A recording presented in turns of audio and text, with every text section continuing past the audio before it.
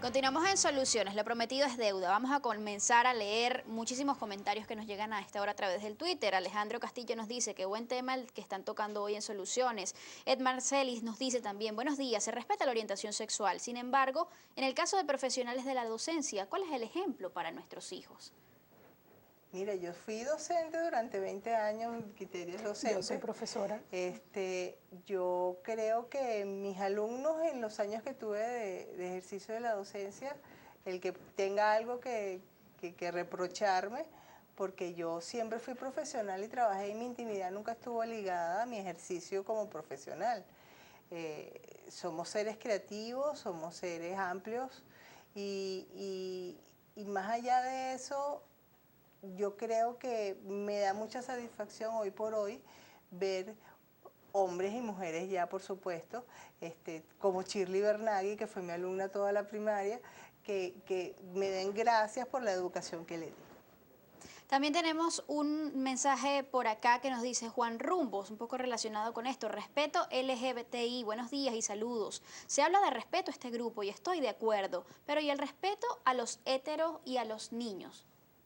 Pregunta él, ¿dónde queda? Y bueno, a ver, yo nunca he sabido que a alguien por ser heterosexual se le haya golpeado en la calle o se le haya impedido el ingreso a algún lugar. Igual sucede con los niños.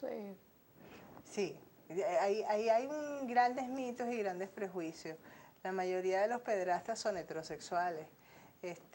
Las personas heterosexuales son altamente violentas y tú ves violencia intrafamiliar en familias en donde son padres heterosexuales. Nosotros nacimos de familias heterosexuales y yo doy siempre gracias a la familia que me formó porque me formó en valores y la coincidencia está en los valores.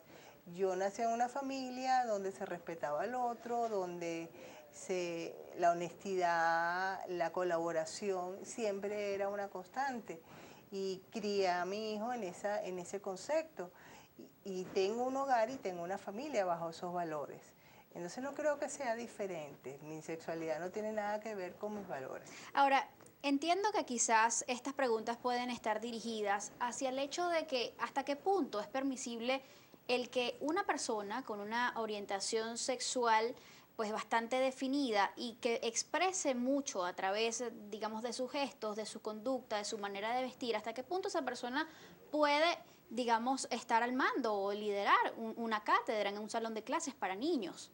Pero es que mi capacidad para enseñar no está determinada por mi orientación sexual, está determinada por mi preparación. Yo pasé por 5 años de estudios en la universidad, pasé por 2 años de estudios de posgrado, es decir, yo estoy calificada para ser docente y cuando uno va a un aula de clases uno va a transmitir conocimiento. Ciertamente también se transmiten valores, pero quienes somos docentes sabemos que la vida personal o privada no tiene nada que hacer en un salón de clase, ¿no? Son dos cosas totalmente diferentes. Pero sí hay, digamos, una línea de respeto que hay allí, digamos, incluso para con el salón de clases. Pero la debe haber con todo. Si el docente es una mujer que ha sido violentada en su casa o si el docente es una persona heterosexual violento que lo ha habido, también debería regirse bajo los mismos preceptos.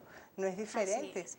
Emilio Luxic nos dice por acá, libre albedrío. A veces queremos hacer de Dios y juzgar a las personas por sus gustos. De mi parte, soluciones respeto LGBTI, nos dice Ángela María Pérez, tremendo programa, gracias por respeto LGBTI. También Irán Milán nos dice por el Twitter, soluciones Globovisión, ¿cómo hablar de Dios si afectamos su orden? Quedó demostrado el pasado martes con la marcha por la familia. Esto me lleva a hacer una pregunta. ¿Cuáles son los sectores que principalmente se oponen a que haya respeto por la orientación sexual? El principal obstáculo que hemos encontrado a nivel de que se discutan las leyes en las asambleas sí tiene que ver con la religión. Hay un considerable número de diputados que admiten ser evangélicos y por el lado de la oposición, pues quienes admiten ser católicos. Sin embargo, siempre hemos observado que quienes son católicos se muestran mucho más abiertos a discutir temas relacionados con los derechos de las personas LGBTI. Sin embargo, hay que aclarar que cuando estamos hablando de leyes y de normas legales, la religión no tiene absolutamente nada que ver, especialmente en Venezuela, donde el artículo 59 dice que aquí hay libertad de culto y que la religión no se puede utilizar para impedir el disfrute de los derechos de las personas. De manera que en el momento en que la Asamblea Nacional, los diputados decidan discutir una ley en favor de las personas LGBTI, el tema religioso debe quedar a un lado. Sí. Yo creo que a veces a Dios hay que darle las cosas de Dios y a los hombres de los hombres. Hay muchas iglesias y muchos dogmas de fe que aceptan la diversidad. Hay muchas corrientes de la iglesia, no solamente es católica, sino de las iglesias judías que están aceptando el tema de la diversidad dentro de su feligresía. Y la verdad que eso lo aplaudimos porque son iglesias progresistas. Ahora, mi derecho ciudadano es un derecho inalienable y es un derecho como tal.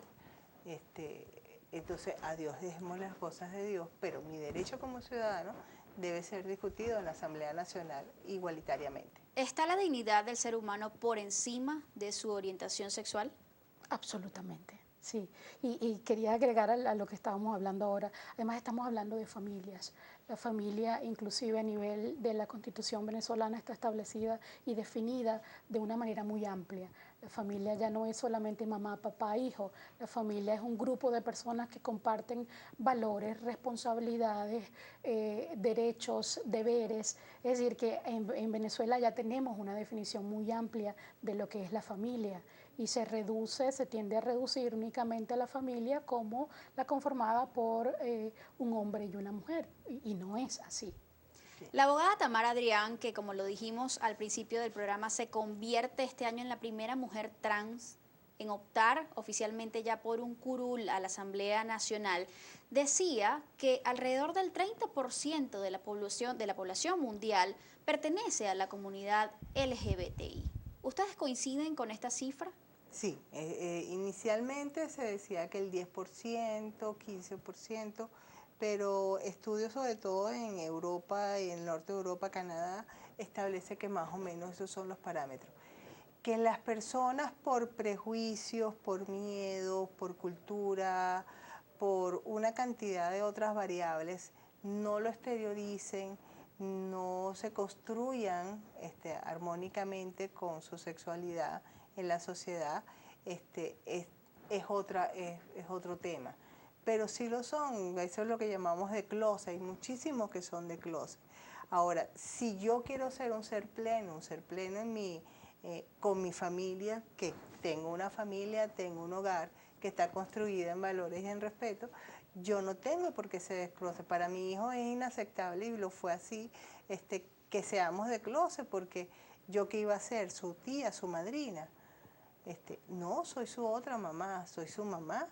Y para los efectos de él afectivamente y para su piso emocional es así.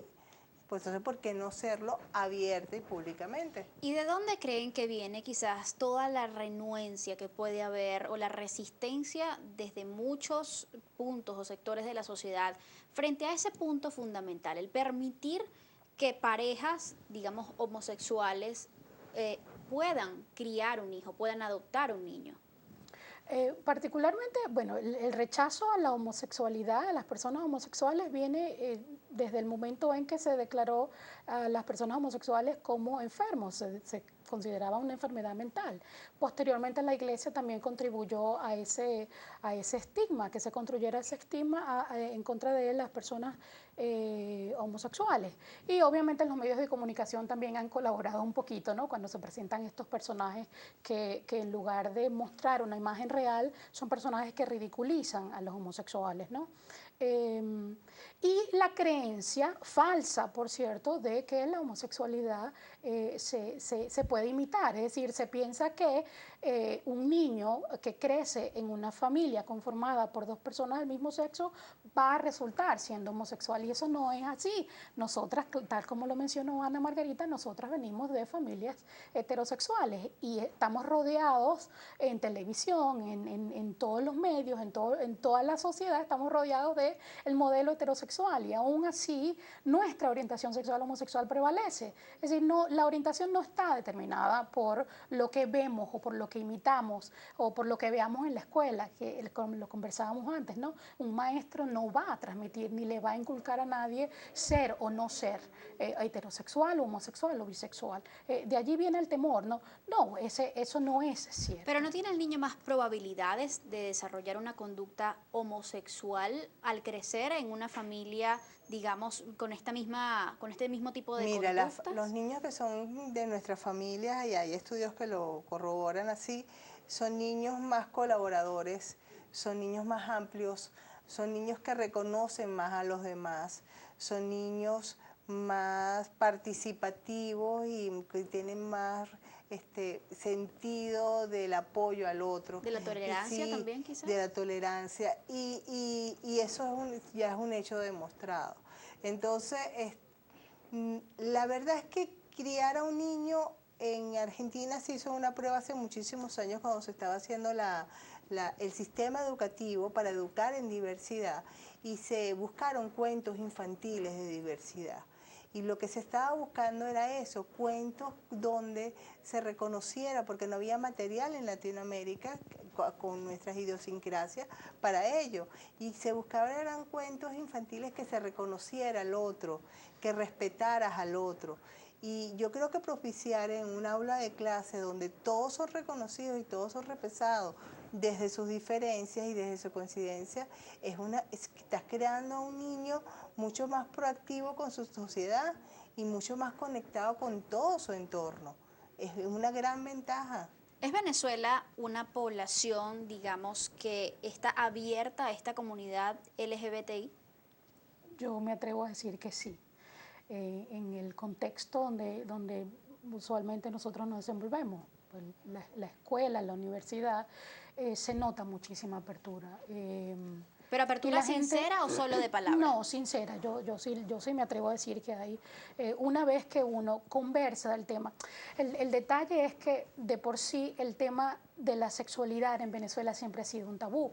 Cuando a ese tema de la sexualidad tú le agregas la homosexualidad, es un doble tabú. Pero una vez que tú comienzas a conversar con las personas, les explicas y les haces entender, hay un cambio de actitud.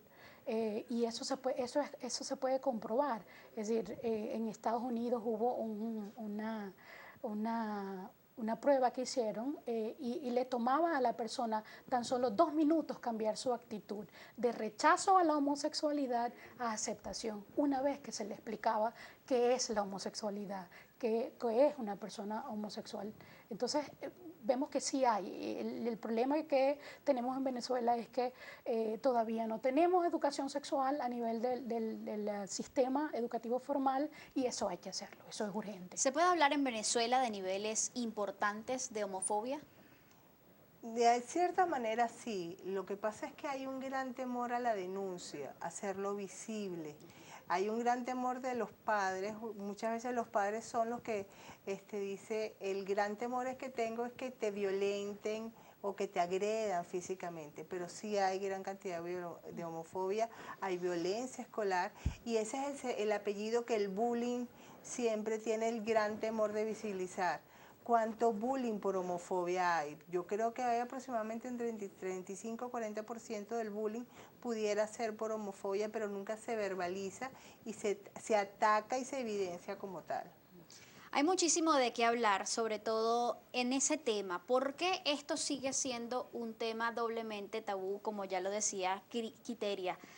Hay que analizarlo porque todo comienza muchas veces en la familia, pero ¿qué genera la homofobia en nuestra sociedad? ¿Tiene esta sociedad matriarcal o este machismo en el que quizás nos desenvolvemos los venezolanos algo que ver con esto? Si pasa aquí, porque quizás no pasa igual, por ejemplo, en Colombia, que ya han avanzado un poco más en todo lo que tiene que ver con el respeto a la orientación sexual. De eso hablamos al regreso, ya volvemos.